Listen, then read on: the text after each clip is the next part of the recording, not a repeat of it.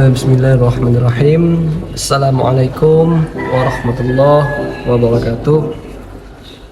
Sebelumnya izin perkenalkan, nama saya Rizky Asraf, kelas 2A, Prodi Ilmu Al-Quran dan Tafsir, Fakultas Usuluddin dan Studi Agama, Universitas Islam Negeri Sultan Toha Saifuddin Jambi. Baik, tidak memperpanjang waktu atau kita mempersingkat waktu. Di sini saya akan membahas sedikit banyak, yakni tentang mata kuliah studi agama-agama. Pertama itu ada tentang teori agama-agama. Berbagai macam teori asal mula agama telah dikemukakan oleh para ilmuwan, terutama para ilmu sosial.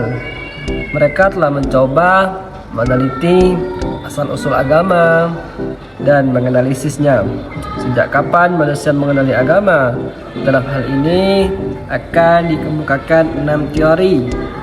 Yang pertama yaitu ada teori jiwa, kemudian ada teori akal atau batas akal, kemudian ada teori krisis dalam hidup individu, kemudian ada teori kekuatan luar biasa, kemudian ada teori sentimen kemasyarakatan, kemudian ada yang terakhir yaitu teori wahyu Tuhan.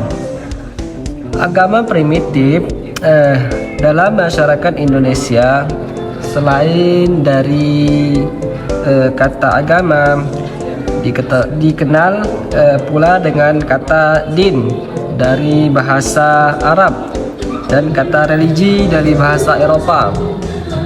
Agama berasal dari kata Sanskrit. Satu pendapat mengatakan bahwa kata itu tersusun dari dua kata, yaitu yang pertama yaitu ada kata a yang artinya tidak, dan gama yang artinya pergi. Maka dapat kita simpulkan bahwa agama dapat kita artikan yaitu tidak akan pergi, tetap di tempat diwarisin atau turun menurun.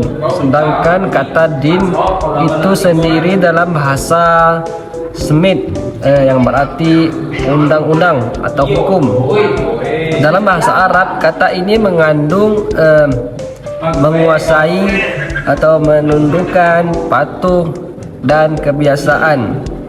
Kemudian bentuk agama primitif, pada dasarnya bentuk agama ada yang bersifat primitif dan ada pula yang dianut oleh masyarakat yang meninggalkan fase keprimitifan agama tersebut. Agama yang terdapat dalam masyarakat primitif yaitu dinamisme, anisme, monoteisme, kemudian ada politisme. Kemudian lanjut kita bahas yaitu tentang sejarah agama Hindu. Adapun asal-usul agama Hindu dimulai dari masuknya bangsa Arya ke India sejak 1500 sebelum Masehi yang melahirkan sebuah agama Hindu. Agama Hindu memiliki 3 sosok Tuhan atau yang kita kenal yaitu dewa, yaitu Brahma yang kita kenal sebagai sang pencipta, kemudian ada Wisnu sebagai sang pelindung dan pelihara, kemudian ada Siwa sebagai sang penghancur dan pelabuh. Kemudian adapun sejarah masuknya agama Hindu ke Indonesia diperkirakan terjadi sekitar awal abad ke-4 dan diketahui berasal dari India. Hal itu ditandai dengan berdirinya kerajaan Kutai dan Taruma, negara yang bercorak Hindu. Itulah sedikit banyak sejarah tentang agama Hindu. Kemudian ada sejarah agama Buddha. Agama Buddha lahir pada abad ke-5 sebelum Masehi di wilayah India dan hingga sekarang masih berpengaruh di sebagian wilayah di dunia. Lahirnya agama Buddha merupakan reaksi beberapa golongan atas ajaran kaum Brahmana. Agama ini dipimpin oleh Siddhartha Gautama. Kemudian ajaran-ajaran pokok agama Buddha pada garis besarnya, ajaran Buddha Dharma atau agama Buddha dirangkum dalam 3 ajaran pokok, yaitu ada Buddha Dharma, yaitu kewajiban atau kebenaran. Kemudian ada Sangha, yaitu rasa damai. Ajaran tentang Buddha menekankan tentang bagaimana umat Buddha memandang Sang Buddha Gautama sebagai pendiri agama Buddha dan asas rohani yang dapat dicapai oleh setiap makhluk. Kemudian doktrin agama Buddha, salah satu ajaran agama Buddha adalah nilai kebenarannya atau nilai kebenaran mulia yang ditunjukkan untuk semua orang tanpa membedakan ras, suku, agama, dan budayanya. Ajaran ini ditemukan oleh Siddhartha saat sedang melakukan meditasi di bawah paham Bodhi, sampai akhirnya mendapatkan penerangan sempurna dan menjadi seorang Buddha. Kemudian ada pun sejarah agama Zoroaster.